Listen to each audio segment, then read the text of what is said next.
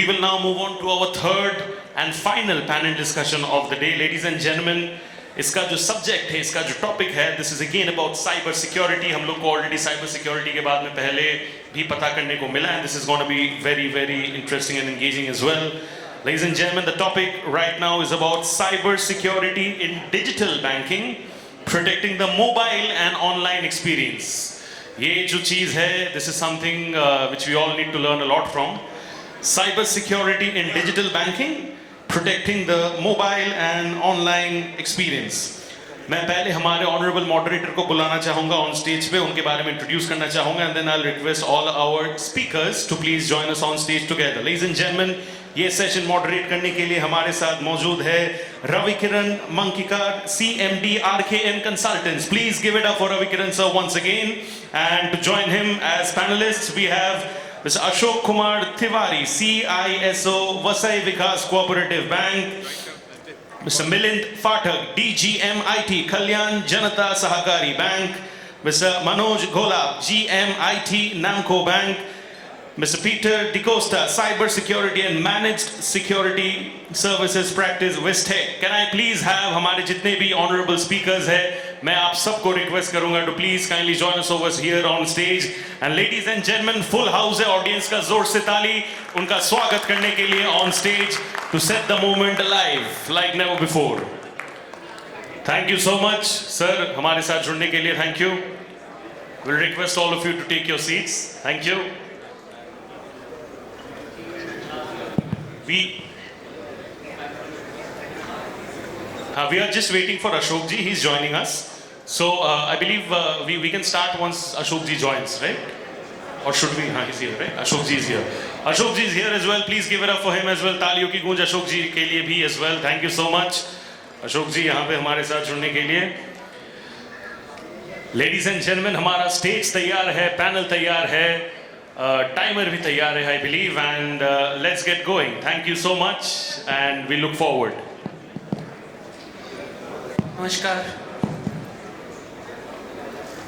So thank you organizers for having us have the last word. Bill Gates ने 1994 में कहा था, 1994 में, banking is necessary, banks are not.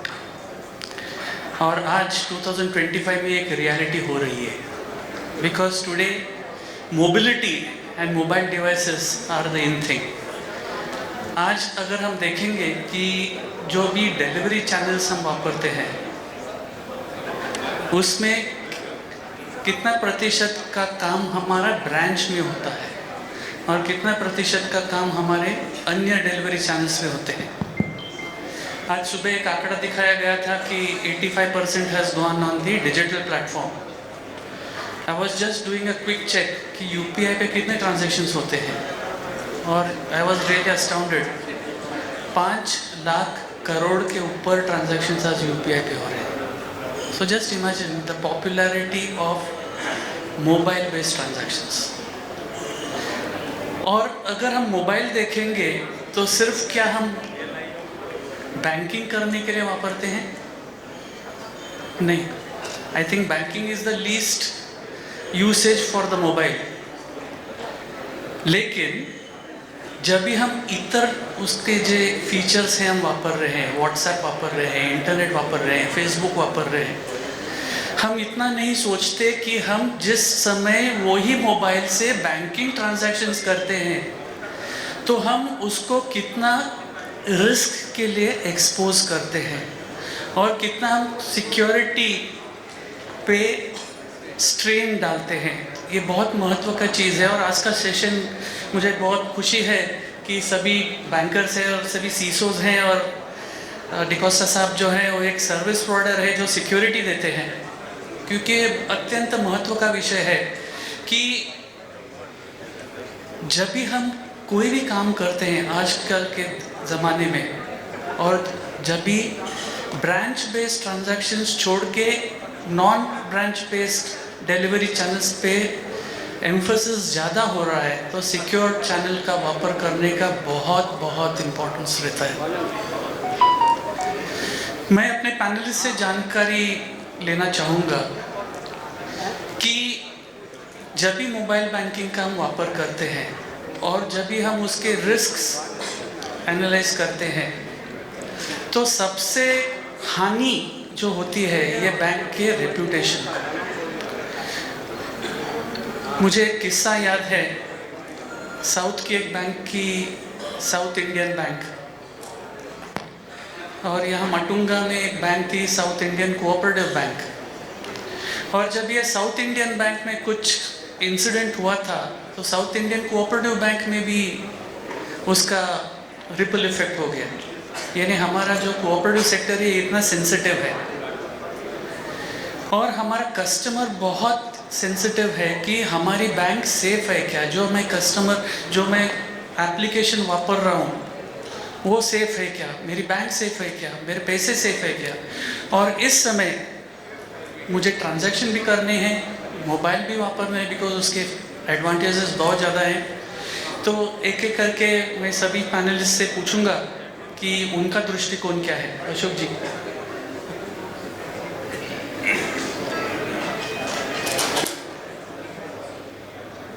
Very good afternoon, all of you. And first of all, thank you, sir, for taking opportunity to discuss on important topic. जैसा कि sir ने कुछ cases अभी एक्सप्लेन किया इन डिटेल में, खासकर cooperative sector banking में जो आज चैलेंजेस है, खासकर cyber security and data privacy, और जैसे कि DPDA एक्ट जो एक अभी मार्केट में बड़े बड़े जो बैंक्स हैं अभी उस पर काम कर रहे हैं कंप्लायंस पे, लेकिन कहीं ना कहीं DPDA जो एक्ट है वो कोऑपरेटिव सेक्टर के लिए अभी मुझे जो मेरा असेसमेंट है अभी तक का कि बहुत सारा गैप है जो हम लोग को काम करने, क्योंकि अभी हम लोग साइबर सिक्योरिटी कंप्लायंस पे ही सर को क्लैरिटी रहेगा उस पर, बाकी जो CISO वगैरह रहेंगे IT की टीम उनको क्लैरिटी रहेगी इस पर। ये छोटा टॉपिक नहीं है, ये बहुत बड़ा टॉपिक है। और जब तक हम लोग कंप्लायंस को एज ए इसको अगर हम लोग बर्डन मानते हैं ना, तो फिर आप कंप्लायंस नहीं कर पाएंगे। कंप्लायंस आज की डेट में एक अपने लिए कस्टमर के एक ट्रस्ट बिल्डअप करने जैसा है कि आपको कैसे सामने वाले को आप कस्टमर को ट्रस्ट बिल्ड कर पाओगे कि आपका जो डेटा है, आपका जो फंड है वो सिक्योर है वो बैंक में। तो उसके लिए आपको प्रॉपर जो गाइडलाइंस है, जो DPDA एक्ट जो अभी आया है उसमें आपका डेटा जो हम लोग अभी DLP पे ही सिर्फ काम कर रहे हैं, DLP हम लोग वर्ड अभी सुन रहे हैं। ये तो स्टार्टिंग का जो फेस है वो है डेटा डिस्कवरी, कि जितना भी आपके कस्टमर्स के जो डेटा है वो किस टाइप का डेटा है, फाइनेंशियल है, PII डेटा कितना है, नॉन फाइनेंशियल डेटा कितना है। अभी बहुत सारे बैंक्स में ऐसा देखा गया है कि जो फाइनेंशियल डेटा किसी PC पे मिलता है, जो कि वो एक उसका प्लेस जो डिफाइंड है वो वहाँ पे होना चाहिए। तो ऐसे बहुत सारी चीज़ें हैं जो स्टार्ट कहाँ से होता है, डेटा डिस्कवरी पे। डेटा डिस्कवरी के बाद फिर स्टार्ट नेक्स्ट स्टेप क्या है, डेटा क्लासिफिकेशन। डेटा क्लासिफिकेशन में आपका जो फाइनेंशियल डेटा कितना है, नॉन फाइनेंशियल जो डेटा है वो कितना है, PII डेटा कितना है। अब आता है DPDA एक्ट, कहाँ पे PII जो डेटा है उस पर कस्टमर का जो डेटा है उस पर उसको राइट टू जो एक राइट है उसको पूछने का कि मेरा जो डेटा है वो प्रॉपर है कि नहीं है, उसको अपडेट करने हैं, उसको अपडेट करना है। तो ये सब सारी चीज़ें आप एक आधे घंटे में ये सब चीज़ें क्लैरिटी नहीं आएगी। आपको बहुत सारे जो गाइडलाइंस जो RBI के दिए हैं उसको आपको डिटेल में डिस्कस करना पड़ेगा। जैसा अभी RBI ने बोला है कि स्टोरेज ऑफ लिमिटेशन उसका होना चाहिए, डेटा मिनिमाइजेशन होना चाहिए, फिर यूज ऑफ डेटा कैसा है उसके बारे में डिटेल में पूरा डिस्कशन होना चाहिए। आपके यहाँ DPO एक जो डेटा प्राइवेसी ऑफिसर है, प्रोटेक्ट ऑफिसर, उसको आपको अपॉइंट करना है, या आपका CISO है तो उसको अगर आप रिस्पॉन्सिबिलिटी दे रहे हैं तो वो सब सारी चीज़ें आपका डिफाइंड होना चाहिए प्रॉपर, तो ही आप इसको आगे इम्प्लीमेंट कर सकते हैं। और आज के डेट में जैसा सर ने भी बोला कि जो डिजिटल जो डेटा है ये आज के डेट में करेंसी है, और ये जितना आपका प्रॉपर डेटा ये रहेगा उसके लिए आपका एसेट जो है ना वो एक एक्यूरेसी प्रॉपर ये होना चाहिए। तो मेरा मानना सर इस पे ही है कि जो आज के डेट में data plays an important part. Yes, data is important part और main important part protection. Yes, customer protection और अवेयरनेस, मतलब आज के डेट में आईटी स्टाफ का सिर्फ रिस्पॉन्सिबिलिटी नहीं है एक डेटा प्राइवेसी है, टीम वर्क है। ये हर एक स्टाफ ब्रांच से लेके बोर्ड ऑफ डायरेक्टर्स से लेके जितने भी ये है कि कोई भी कॉन्फिडेंशियल अपना कॉपरेटिव सेक्टर में क्या है सर कि फर्स्ट जो अपना मिशन होना चाहिए आज के डेट में वो प्राइवेसी जो एक है ना मिशन, वो हम लोग को एक स्टार्ट करना चाहिए कि हर चीज़ का एक प्राइवेसी होना चाहिए। वो प्राइवेसी जब तक डेवलप नहीं होगा अपने कॉर्पोरेट सेक्टर में, आप आगे डीपीडी एक्ट वो आप मिलिंद जी से अभी पूछूंगा, आप टेक्नोलॉजी हैंडल करते हैं तो आपको कुछ चैलेंजेस आते हैं क्या मोबिलिटी बेस्ड जो ऑफरिंग्स देने होते हैं तो उसको सिक्योर करने में? चैलेंजेस तो hello am I audible? Challenges तो ऑब्वियसली है क्योंकि टेक्नोलॉजी है जो मीन्स हर मिनट को अपडेट होती है, तो बैंक को भी उसी तरह से उसकी सिक्योरिटी जो पोस्चर्स है उसको अपडेट रखना पड़ता है। जो भी बेस्ट अवेलेबल एवेन्यूज़ मार्केट में है, अपने बैंक का खुद का भी एक सीसो होना चाहिए जिसको ये सारी चीज़ें पता है। या तो किसी वेंडर से अगर बात करते हैं और अगर वेंडर कुछ बताता है तो अगर बैंकर को समझेगा ही नहीं कि वो क्या बोल रहा है तो उसका कुछ यूज़ नहीं है, तो उनको समझने वाला भी चाहिए। तो जिस तरह से कोई क्योंकि हर एक बैंक को सारे सिक्योरिटी के कवरेज करने के लिए खुद की टीम शायद कैपेबल नहीं होगी या वो कभी कभी इकोनॉमिकली भी पॉसिबल नहीं होता है, तो सर्विसेज हायर करने पड़ते हैं। लेकिन जिसका किसी का सर्विसेज हायर करते हैं वो कितने लेवल तक का कंप्लायंस दे रहे हैं या उनके पास में क्या सिक्योरिटी फीचर्स अवेलेबल है वो उसका रिव्यू करते हैं नहीं करते हैं। इसमें एसएलए का कितना महत्व है? एसएलए का तो सबसे इम्पोर्टेंट क्योंकि सारी चीज़ें जो डॉक्यूमेंटेड होती है वो उसी में आती है, और अगर मीन्स ज़रूरत पड़ती है तो एसएलए ये एक ही डॉक्यूमेंट है जिसकी वजह से you can sue the opposite party. तो जो भी इम्पोर्टेंट टर्म्स एंड कंडीशंस है, जो भी रिस्पॉन्सिबिलिटीज़ है, मीन्स वेंडर की क्या है और ओनर की क्या है, वो उसमें डिफाइन होनी चाहिए और अकॉर्डिंगली उस हिसाब से काम चल रहा है नहीं चल रहा है इसका रिव्यू रेगुलर बेसिस पे होना चाहिए, ताकि अगर कुछ गलतियां हो रही है या हमसे कुछ मिस हो रहा है तो वो टाइमली उसको फाइंड आउट करके हम उसका रिजोल्यूशन कर सकते हैं, ताकि हम कस्टमर को ये इस्टेब्लिश कर पाएंगे कि भाई आपका पैसा जो है बैंक के पास सिक्योर्ड है, हमने जो भी कुछ डिजिटल एरिया में करना चाहिए वो सारा अपना बैंक कर रही है, तो आप निश्चिंत रहिए और काम कीजिए। जी मनोज जी, आप नासिक से आपकी बैंक है, तो आपको लगता है कि जो जैसे बम्बई जैसे कस्टमर की अपेक्षाएं हैं वो नासिक के कस्टमर से अलग है, या आपको क्या चैलेंजेस आती है वहाँ? Thanks to B2B and organiser, ये मुझे यहाँ पे डिस्कशन के लिए उन्होंने बुलाया। बेसिकली साइबर सिक्योरिटी के इसमें जितने भी चैलेंजेस हैं वो चैलेंजेस छोटे बैंक के लिए बहुत डिफ़िकल्ट है उसको ओवरकम करना। इसके पहले हम लोग जब भी बैंकिंग कर रहे थे तो उस ज़माने में पहले तो सिर्फ एंटीवायरस होना हमारे लिए बहुत इम्पोर्टेंट था, लेकिन जैसे जैसे अभी ऑनलाइन ट्रांजैक्शंस बढ़ रहे हैं, यूपीआई का ट्रांजैक्शंस का वॉल्यूम हमने सवेरे से सुन रहे हैं, तो ऐसे सिनेरियो में सिर्फ एंटीवायरस होना इतना पुराने ज़माने में जितना इम्पोर्टेंट था उससे ज़्यादा अभी बहुत सारी चीज़ें हैं जो अभी हमें बेसिकली साइबर थ्रेट से बचाने के लिए करना ज़रूरी है। उसमें बहुत सारे सॉल्यूशंस है, बहुत सारे प्रोडक्ट्स है, बहुत सारे पार्टनर्स है। मैं पार्टनर इसलिए कहूँगा क्योंकि वेंडर बोल के उनके साथ अगर रिलेशन मेंटेन करोगे तो वो थ्रेट से हम बच नहीं पाएंगे, क्योंकि कोऑपरेटिव बैंक है, बड़ी बैंक जैसा सब कुछ प्रोडक्ट और सभी एप्लीकेशंस डिप्लॉय करती है, वैसा हमारे जैसे छोटे बैंक के लिए वो पॉसिबल नहीं होता है। लेकिन कोऑपरेटिव बैंक ने ये भी नहीं देखना चाहिए कि ये कंप्लायंस है, बहुत सारे कंप्लायंसेस करने पड़ रहे हैं, कैसे करेंगे, क्या करेंगे। तो जैसे सर ने अभी बताया कि खुद का कोई सीसो अपॉइंट करके या कोई आउटसोर्स एजेंसीज अपॉइंट करके जितने भी चैलेंजेस है उसको हम ओवरकम कर सकते हैं। अभी कंप्लायंस भी करना है, लेकिन कंप्लायंस तो प्रायोरिटी है, लेकिन थ्रेट से बचाना उससे भी ज़्यादा इम्पोर्टेंट है।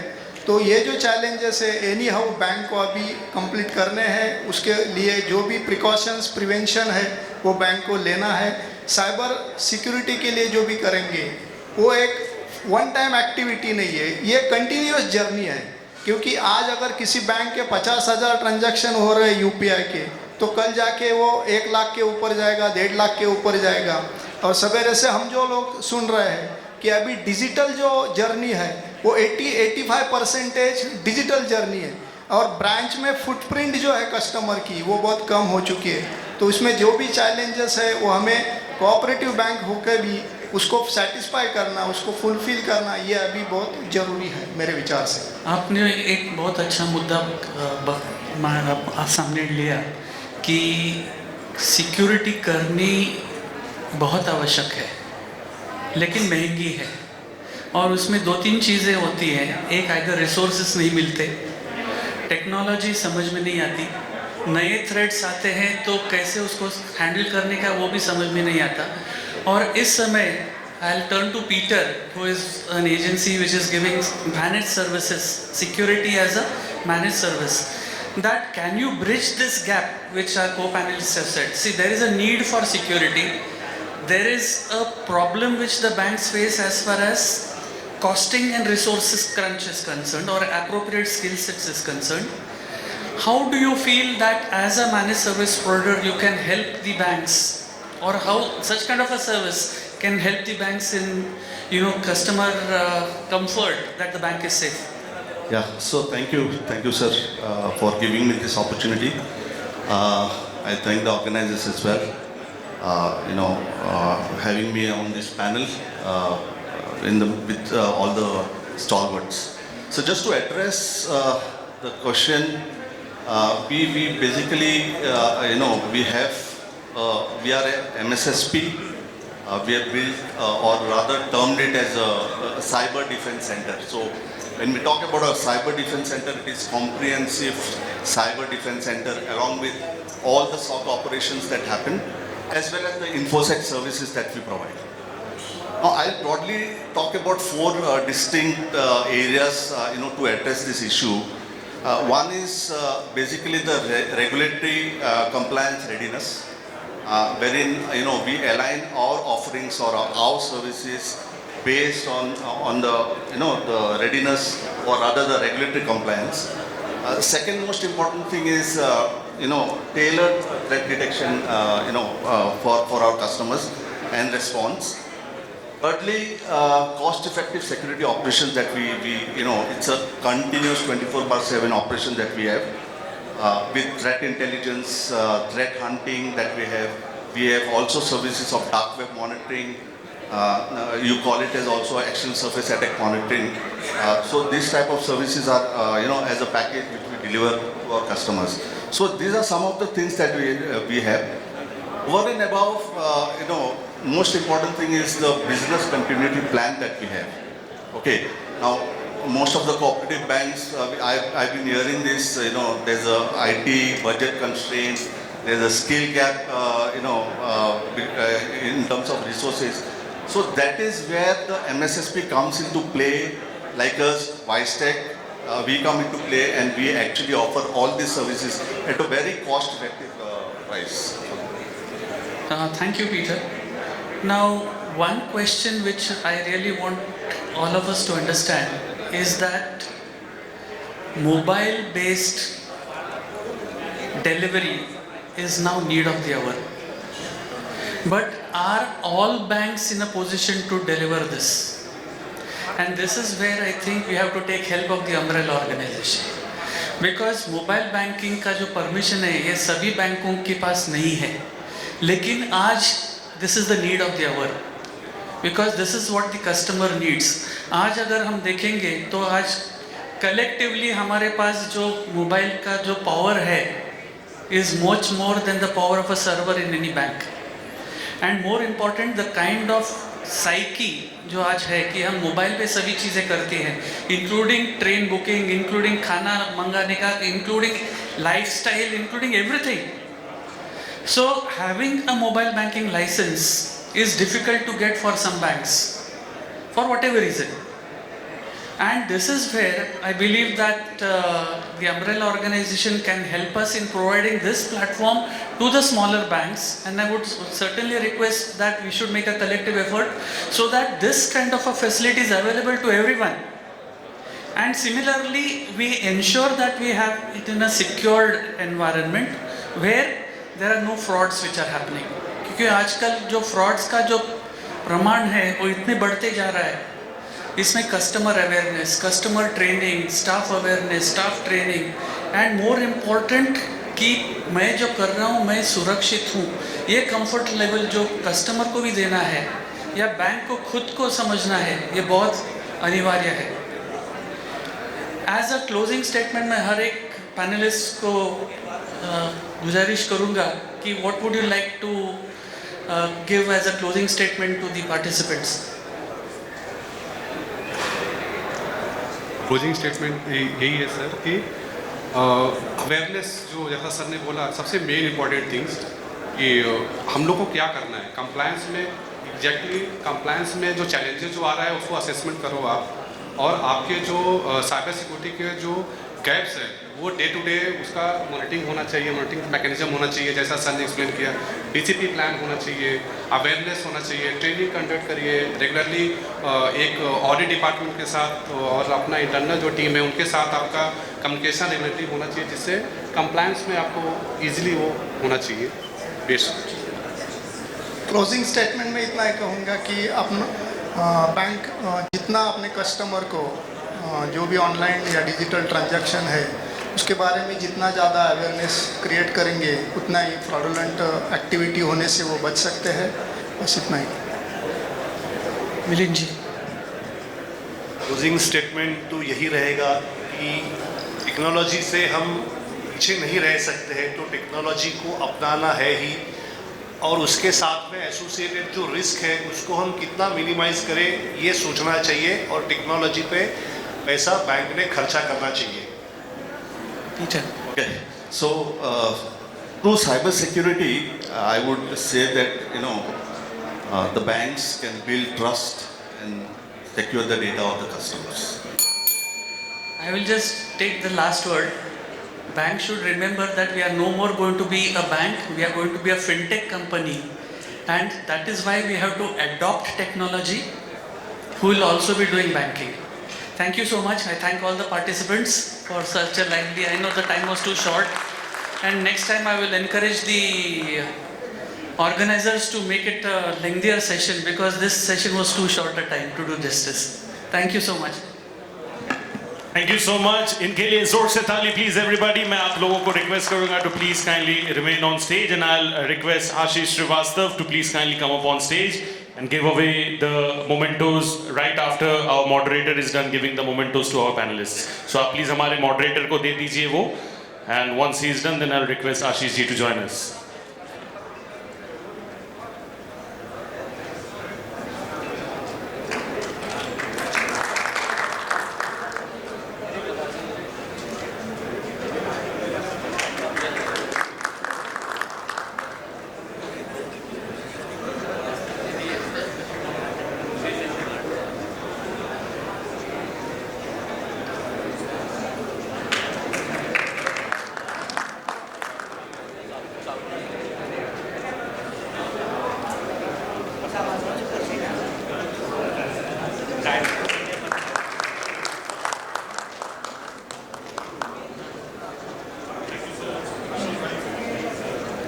Away the memento to our honorable moderator, sir, Ravi Kiran ji.